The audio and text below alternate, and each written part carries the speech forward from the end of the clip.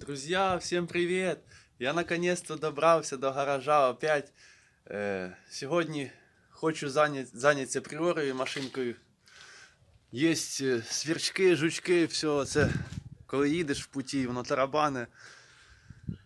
Будемо розбирати двері, під капотом подивимося, бо то, що там є болячки в них свої. Так що приступаємо вперед. Я радий знову послужити для вас чимось полезним. Надіюсь, пріороводів дуже багато і ці проблеми в кожного є, і воно хочеться кожному, щоб їхав на цій машині, було як в іномарочці, бо то, що машина класна, все устраює. А от такі мінуса є небольшие по салончику. Така універсальчик. Приступаємо. І так, під капотом перше, на що я обратив увагу, це упор капота. Так. Оборвана резиночка, і коли складується цей упор, воно тарабане. Тобто я заказав резиночку, поміняємо, поставимо її сюди, все буде класно. Потім болячка, всі знають про петлі капота, вони тарабанять.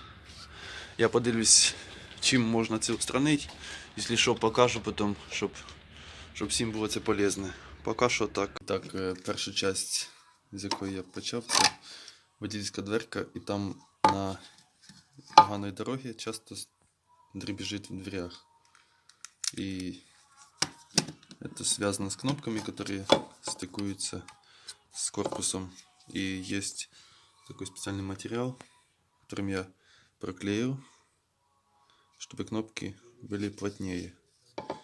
Так, с пассажирской стороны так само сделаю.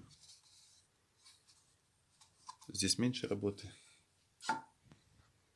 Продолжаем. Так, дальше обращаем внимание на двери. У нас есть клипсы, которые крепят панель к самим дверям. И если обратить внимание, есть шум. То есть это надо все устранить, чтобы не было вибраций. Так само и здесь. На неровной дороге все создает шум. Мы этим займемся. Так вроде бы все хорошо. Но раньше я проклеивал полоски с изоляцией. И вроде бы потише стало, но панель не трется об сам корпус. Но я не обратил внимания на клипсы. Итак, роботи по приорці більш-менш зробив, які планував. Я поставив втулочку з автомобіля Таврія. Вона підійшла, бо то, що пріоровських не знайшлося. Тепер плотненько упор капота тримається і не буде на дорогі тарабанити. Потім самий такий підходящий спосіб це на основну частину шлангу положить, і воно прижимається плотненько, і капот взагалі не тарабане. Це взагалі самий простий варіант, який допомагає. І перед зимою, як обично всім, це треба зробити. Замив жидкость зимню в омиватель стекла, дворники поміняв, всі замки, двері смазав ведешкою, щоб хорошо закривалось, відкривалось. Так само багажник, все чотненько. Панельку обезшумив, зараз вийдемо, щоб провести, так сказати, іспитання. Поставив так.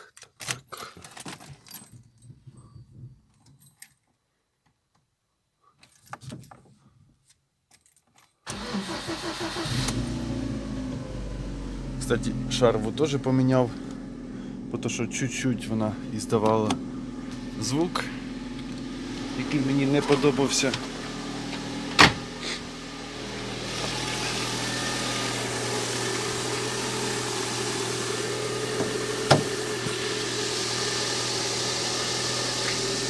Масло в нормі, антифриз теж. Сильніше. Так, єсть.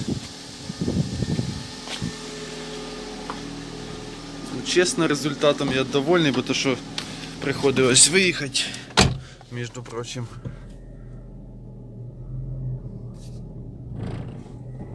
Хоча б вже похоже на... Ну, вона і так була класна машина, але оці звуки не давали їздити комфортно. Треба буде її помити і наслаждатися їздою. Так, обороти вже у нас опустилися. Включимо світ. І попробуємо проїхатися.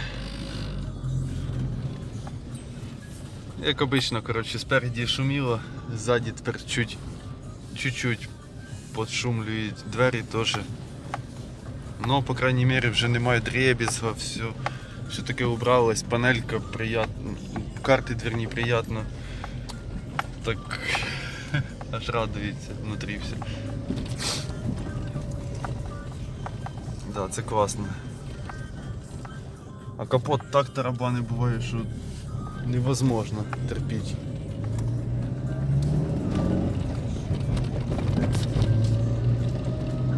Ну, все понятно, я думаю, зараз.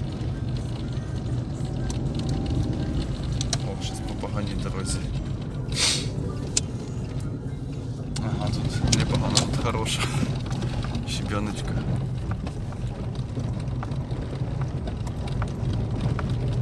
Це якби ще повністю шумоізоляції було б взагалі класно. Как-то так.